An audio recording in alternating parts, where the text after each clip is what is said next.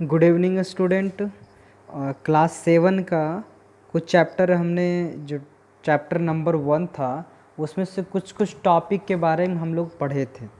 ठीक है। जैसे आपका हो गया mode of nutrition. Mode of nutrition क्या है? ऑटोट्रॉपिक ऑफ न्यूट्रिशन पढ़े थे, फिर हेट्रोट्रॉपिक ऑफ न्यूट्रिशन पढ़े थे, फिर इसके बाद ऑटोट्रॉपिक के बारे में डिस्कस भी किए थे कि ऑटोट्रॉपिक ऑफ न्यूट्रिशन क्या होता है, ये कौन से ऑर्गेनिज्म लेते हैं। ऑटोट्रॉपिक्स में ही हम लोग पढ़े थे फोटोसिंथेसिस, जो एक प्रोसेस है जिसमें फूड बनाया जाता है प्लांट्स के द्वारा, बाय सिंपल सब्सटेंस के द्वारा। ठीक है।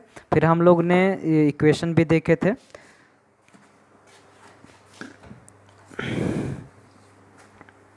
आज हम लोग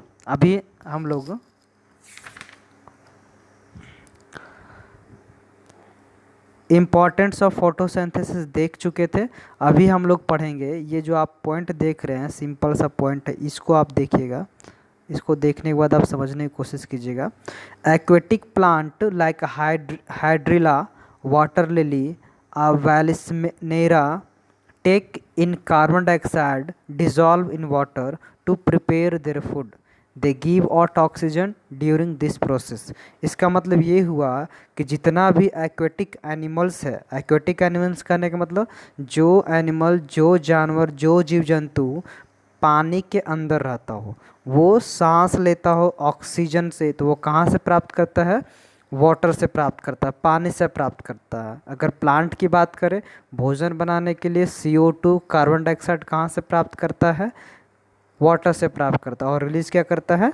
आपका ऑक्सीजन। ठीक है। तो इसमें से कुछ कुछ एक्वेटिक प्लांट है, जैसे हाइड्रिला हो गया, वाटर लिली हो गया, वैलिस्नेरिया हो गया, ये सब क्या है? एक तरह का एक्वेटिक प्लांट्स हो गया। ठीक है। अब हम लोग डिस्कस करेंगे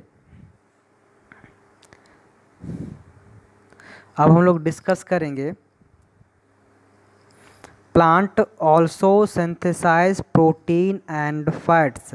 सिंथेसाइज मतलब होता है कि नया निर्माण करना। क्या होता है? नया निर्माण करना। ठीक है। तो वी हैव जो प्लांट है वो बहुत सारे चीज़ का सिंथेसाइज करता है। जैसे ऑक्सीजन का सिंथेसाइज किया प्रोसेस के थ्रू, उसके बाद आपका कार्बोहाइड्रेट का सिंथेसाइज किया। कार्बोहाइड्रेट एक तरह का आपका न्यूट्रिएंट्स है, तत्व है, पोषक तत्व है जो हमारे बॉडी के लिए आवश्यक है। कार्बोहाइड्रेट्स किससे बना? कार्बन, ऑक्सीजन और आपका carbon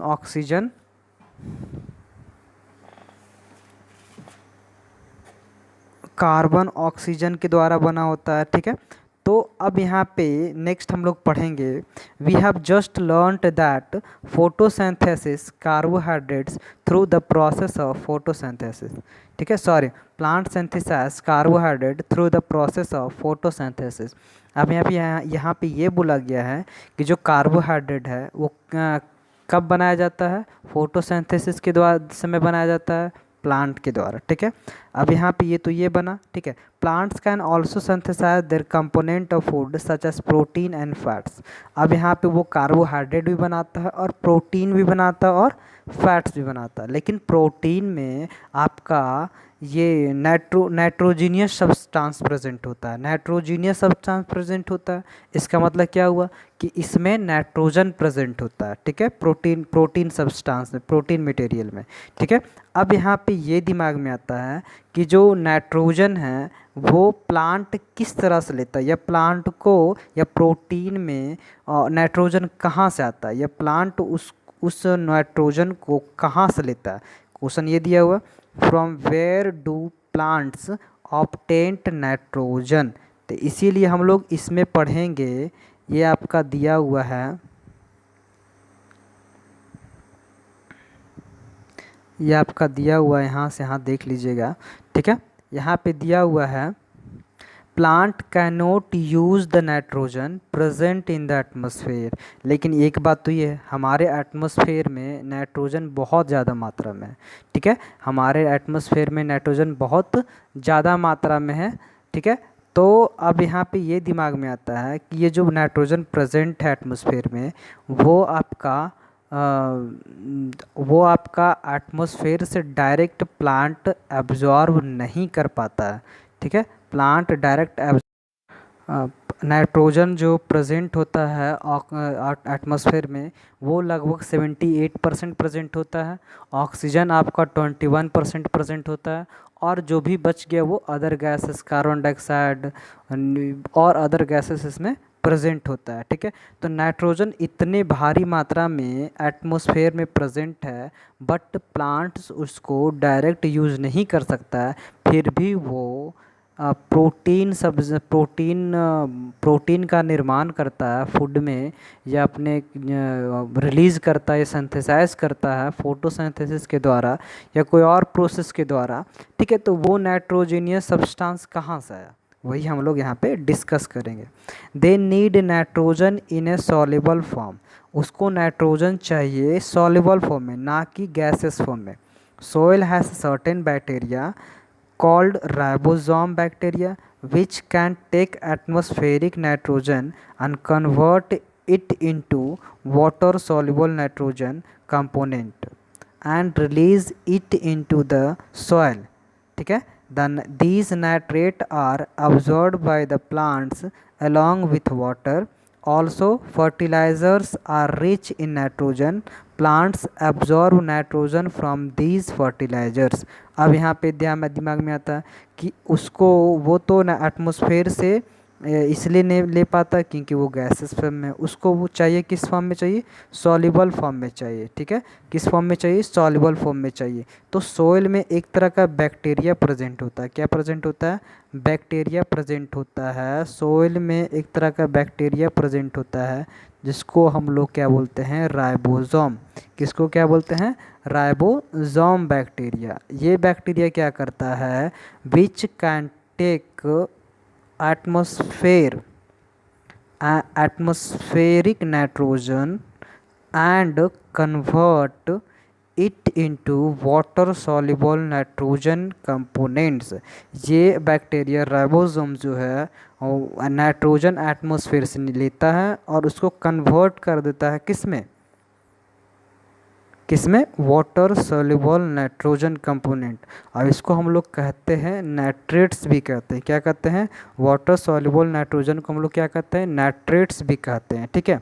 and release it into the soil, अब उसको चेंज कर दिया वाटर सोल्यूबल नाइट्रोजन में, अब वो रिलीज कर देता है कहाँ, सॉइल में। These nitrates are absorb by the plants along with water. अब वहाँ से जैसे ही सॉइल में प्रेजेंट होता है नाइट्रोजन सॉल्युबल फॉर्म में, वो अब्जॉर्ब कर लेता है वाटर के साथ में।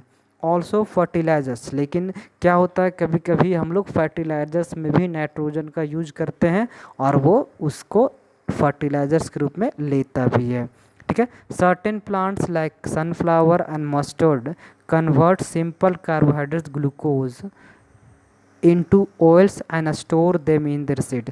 अब कुछ कुछ प्लांट्स जो होता है वो सिंपल कार्बोहाइड्रेट जो होता है, न्यूट्रिएंट्स जो होता है, उसको चेंज कर देता है किस में, आपका न्यूट्रिएंट, फैट्स भी तो न्यूट्रिएंट्स है, तो ऑयल भी तो न्यूट्रिएंट्स है।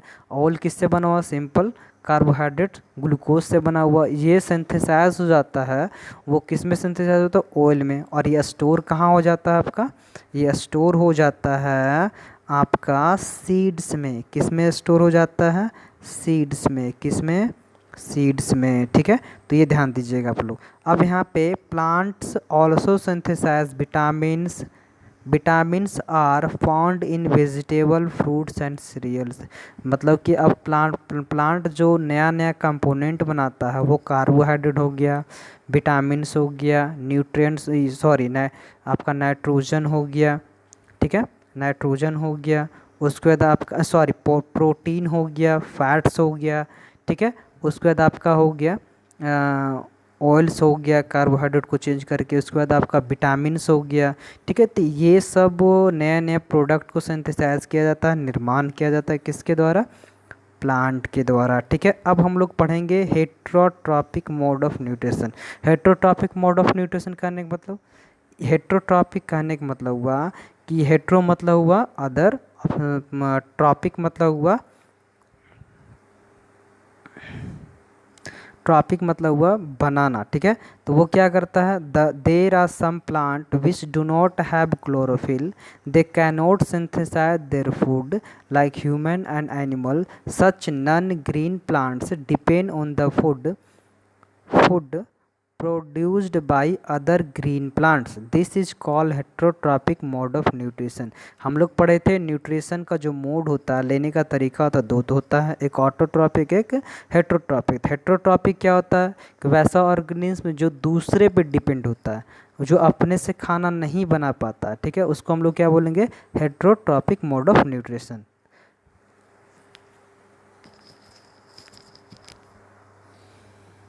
ठीक है। अब यहाँ पे लेट अ स्टडी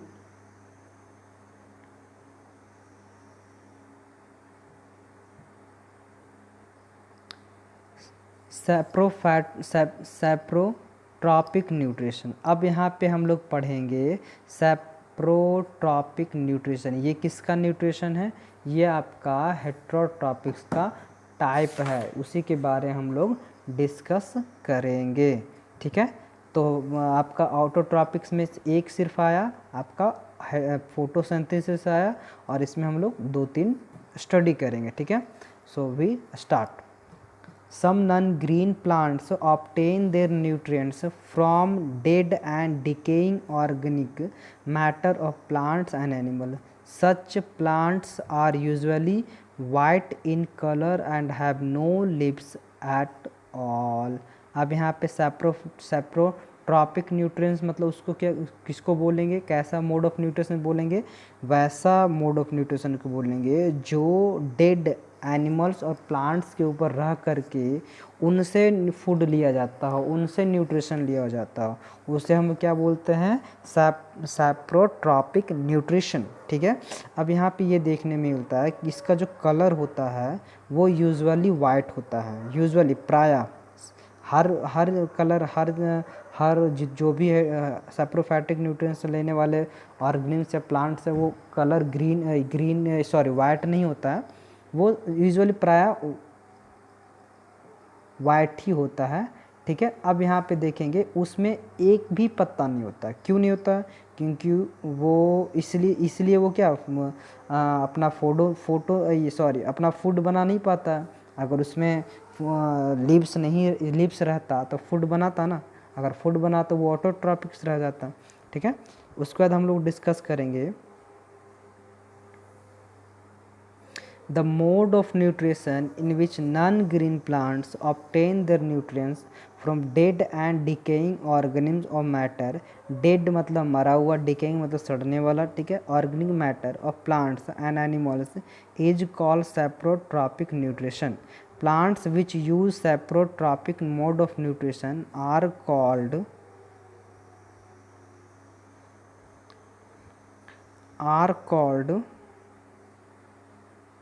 सैप्रोफाइट्स। अब उस तरह के जैसे हम लोग पढ़ते थे ना, ये आपका हेट्रोट्रॉपिक हो गया, तो ये तो एक तरह का मोड ऑफ न्यूट्रिशन हो गया, लेकिन इसको जो फॉलो करता है इसको हेट्रोट्रॉप्स बोलते हैं। क्या बोलते हैं, वैसे ऑर्गेनिम्स को क्या बोलते हैं, हेट्रोट्रॉप्स।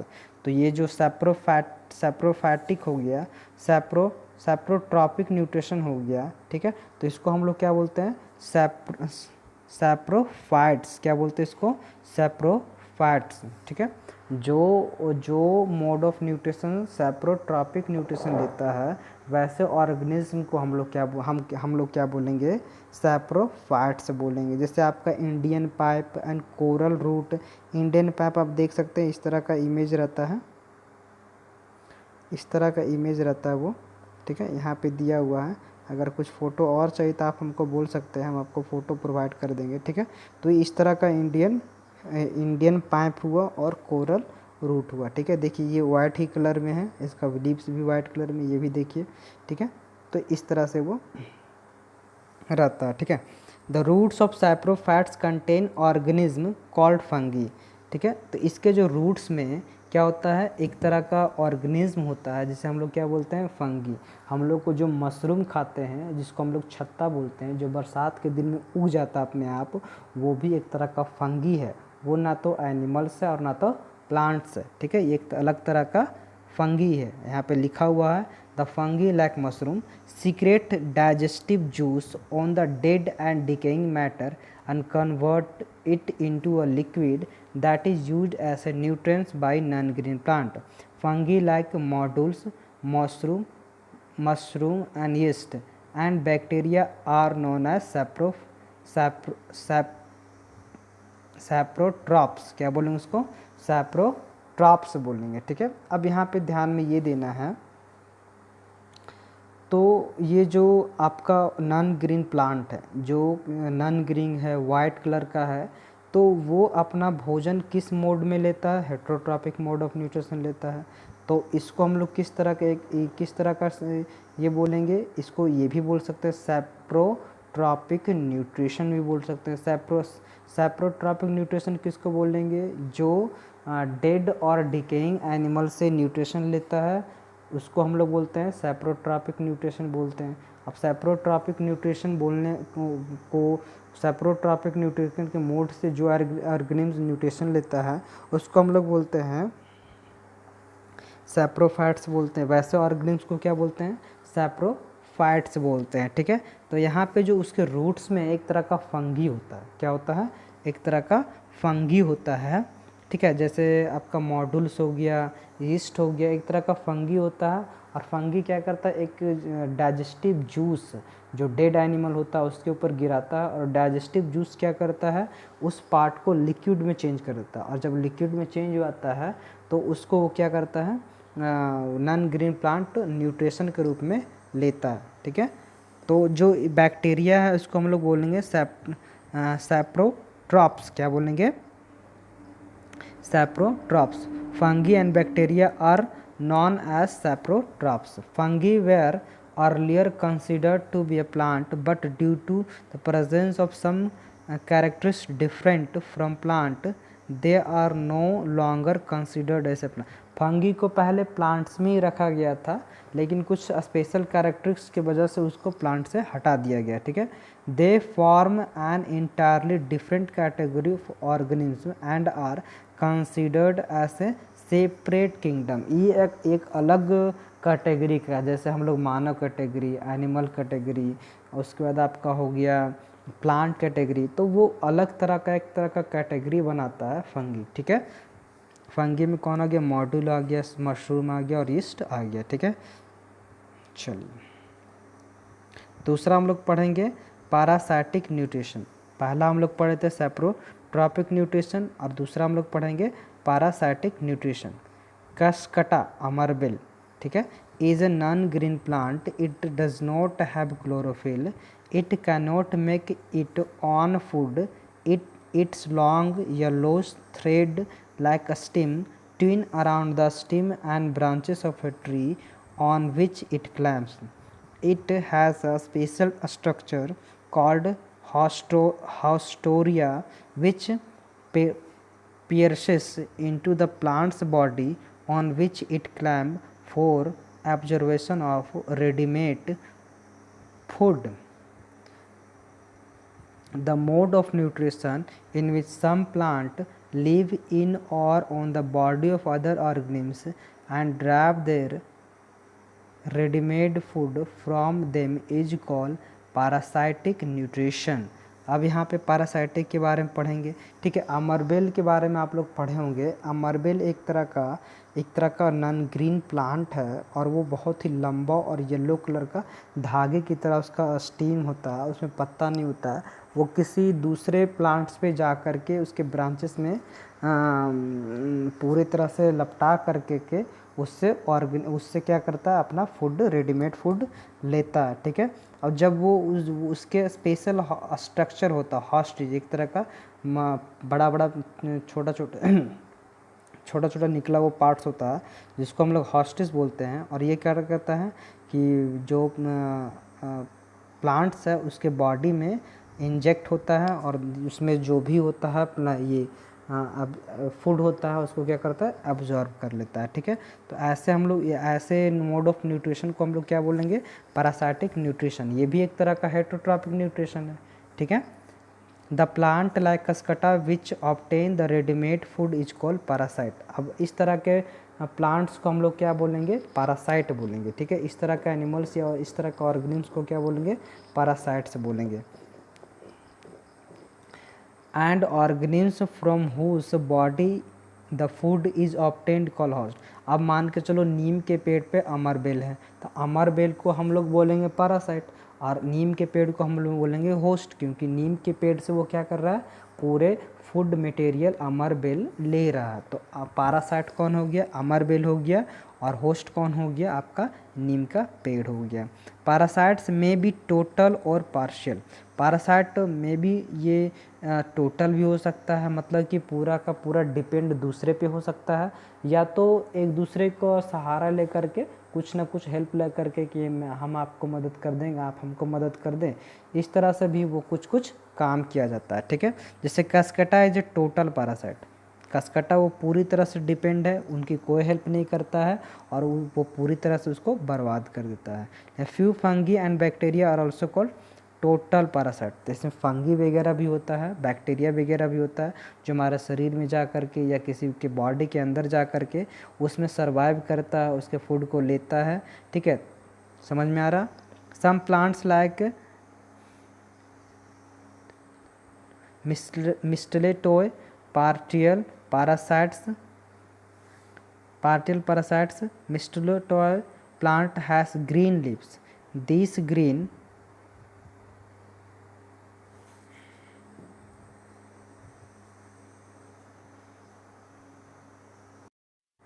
तो आज हम लोग इतना ही पढ़ेंगे, ठीक है। और इसमें जो भी वर्ड मीनिंग आपको नहीं समझ में आ रहा है उसको आप खोज करके हिंदी लिखेंगे, और हम इसको कभी भी वर्ड मीनिंग इससे आप लोग से पूछ सकते हैं, ठीक है। Thank you.